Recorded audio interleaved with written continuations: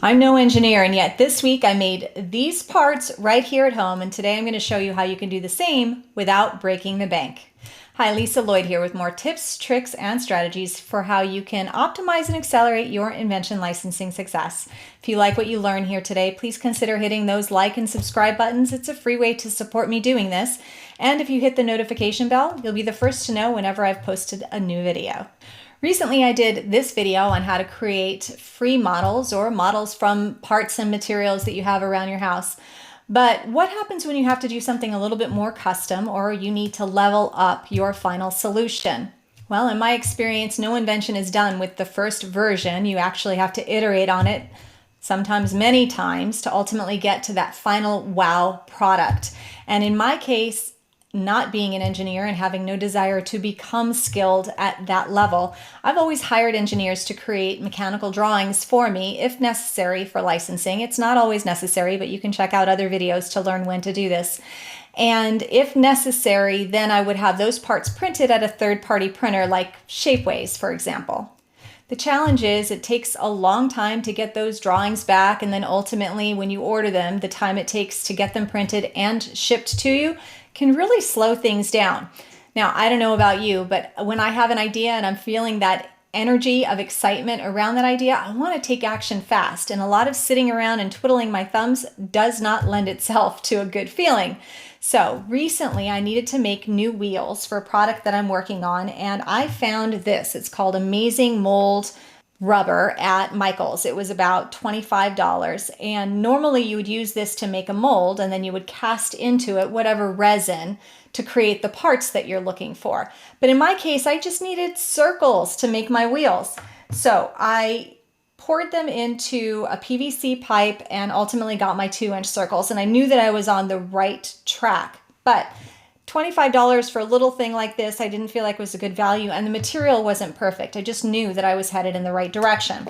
So my next step was to research various types of mold making out there, and I've done a ton of it. I'll put the information for everything I show you here today in the description below.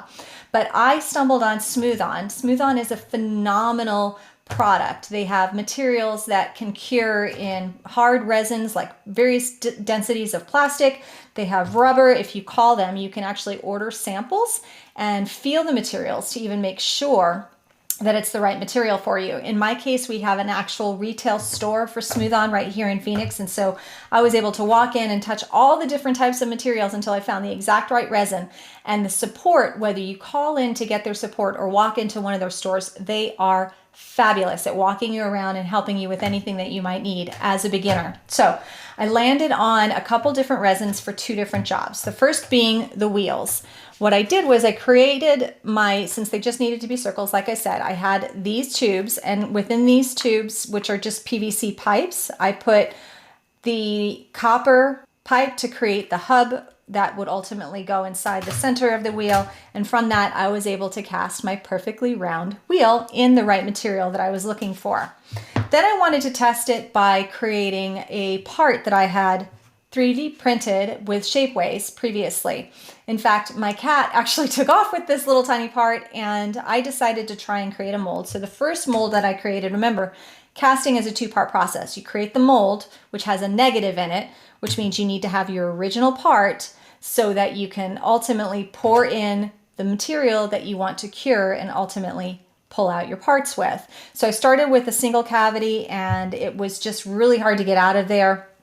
And then I made a 4-cavity mold, and I opened it up different ways so that the parts came out, and they were close. They were decent. I probably could have even worked with them, but they weren't perfect. And for example, this is very small. There's a hole here. I'll throw up a picture so you can see what that looks like. And that hole just wasn't showing up. Now I could just drill out a hole, or I could go ahead and order the part again, which I ended up deciding to do. One part like this from Shapeways cost $25 with expedited shipping, and it still took 10 days to make and a total of almost 14 days. I think it was 13 days actually to get here. So $25 and almost 2 weeks to get this single part versus a not so perfect part just molded instead. But if you don't have the original part, this isn't going to work for you. You'll have to either shape it, maybe you create it out of balsa wood or any kind of modeling type molding clay, something that you can ultimately create the negative with so that you can cast the right resin in. Now, to give you an idea of cost and when this is a good idea, these boxes all run about $35 and they come with two. It's a 1-to-1 ratio. So in terms of total mass for $35, that's about how much total mass you're going to get out of a $35 box. Of course, you save money when you start buying more, but I like buying the small ones, playing with the materials, making sure I've got it right before I invest in a lot. And often when you're dealing with a prototype, you're not going to need that many materials, that much material anyway. So overall, this was a really good buy. It took me, one of them takes 6 hours to cure, one of them takes 24 hours to cure. And between making the mold and the curing time, it's about a day, just over a day to get your parts out. And ultimately, the cost of goods on something like this was pennies compared to the $25, and it only took me about a day to have my part out of it. So that might be a time to use something like this versus ordering online or using any kind of a third-party 3D printer. Now, what happens if you don't have the original part to be able to make your mold with? But you're not an engineer like me and have no interest in developing that skill. It's certainly at this stage in my life. I want to know how to be able to edit files and tweak them quickly, but I don't want to have to learn all of the engineering software. So like this is called CAD, which is computer aided drawings, and it's just above my pay grade and not something that I'm prepared to invest in the learning curve for at this point. So in my case, I decided, Mama got a new toy. I decided to buy this 3D printer and I did a ton of research. Again, this information will be in the description below.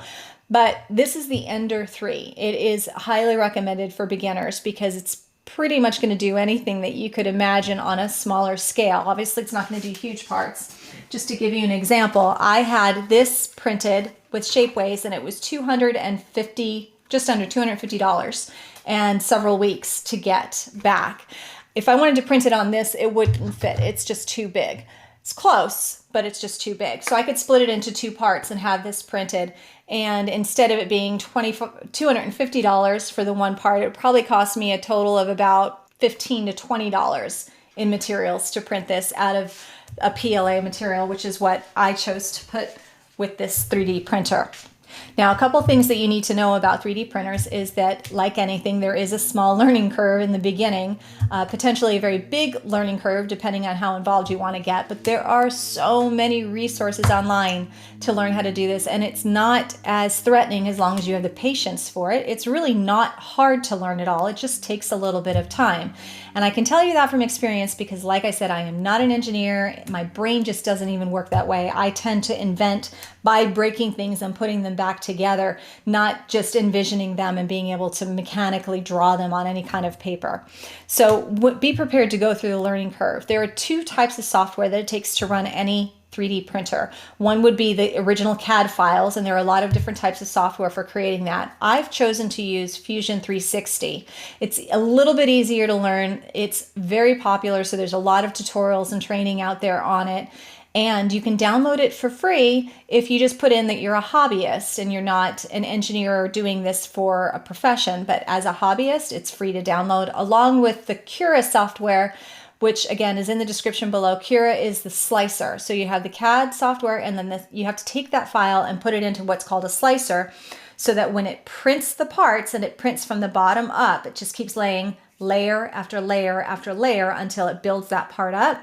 And those slices have to be created in what's called a slicer software. And so I'm using two free download software programs that I can manipulate and edit parts on, or I could even build from the ground up if I wanted to. Now, Cura will let you slice, but it will let you do a little bit of editing also. It will scale it, but it's going to scale it proportionately.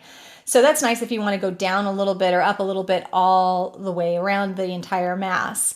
If you want to do small edits like I needed ultimately for this little part, when I molded, I had it based on the original size. However, I determined that I wanted to use new gears with these pins, and they have a smaller hub, which meant the circumference or diameter of this was too fat to fit inside the hub. I had two options. I could either drill out the hole in the hub, which would create problems for the setting pin in the hub of the gear, or I could sand this down or just make this smaller to begin with. So, not knowing how to use Fusion 360 yet, I went ahead and hired someone on Fiverr for $5, and in 24 hours, I had the edited part file. I was able to throw that into the slicer and then put the file onto the 3D printer, which ultimately printed, as you can see, this perfect, beautiful pin right off the plate.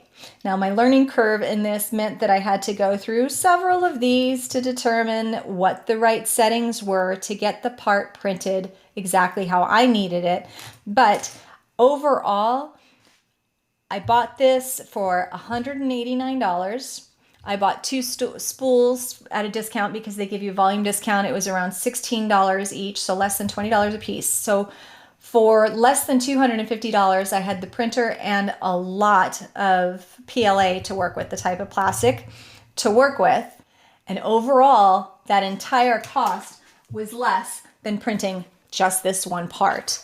So as you can see, in terms of a business model, if I'm going to invent, patent, and license over and over again, like we teach at the Invention Accelerator, then I know that I need to be able to iterate on those inventions very quickly. And I was just finding that the time and the cost associated with outsourcing absolutely everything was delaying. In fact, I've been working on this invention for almost 2 years, mostly because of the learning curve. Every time I had to iterate when something wasn't quite working the way I needed it to, I had to wait weeks or sometimes longer to get the drawing files back and then ultimately get the prints back so that I could test it once again, only to find out whether or not it was going to fail and I needed to iterate again. So this can save you a lot of time, obviously it can save you a lot of money, and if this is a real business model for you, inventing, patenting, and licensing over and over, then this is a very real potential opportunity for you to invent even more often, and ultimately I think invent better products, better solutions, because you're going to come up with things that perhaps you would have just blown off before, but now that you know you can at least test your theories or the ideas that are popping in your head, you can play with those ideas more often. You're just not held back by needing somebody else to do everything for you. Just remember there is a learning curve, so engage your patience. This took about an hour to assemble out of the box. So that alone, and I learned a lot about the device. So I'm actually glad that I had to assemble it. But between that and the learning curve and figuring out the settings and how to work with all of this, trust me, anybody can do this if I can do it. In fact, they make 3D printers for children. No lie. So if kids can learn this, so can we. I encourage you to invest in playing around with some things. Start small if you just want to make a $25 investment and see if you enjoy modeling. And if that's the case, ultimately you can slowly move your way up as I have here today. And I hope that ultimately this helps you build a better business model for your invention business. I hope you enjoyed what you learned today. If you like, please don't forget, hit the like and subscribe button. Let me know in the comments below if you'd like me to bring you more videos like this. And dare to dream and imagine what's possible when powered by innovation.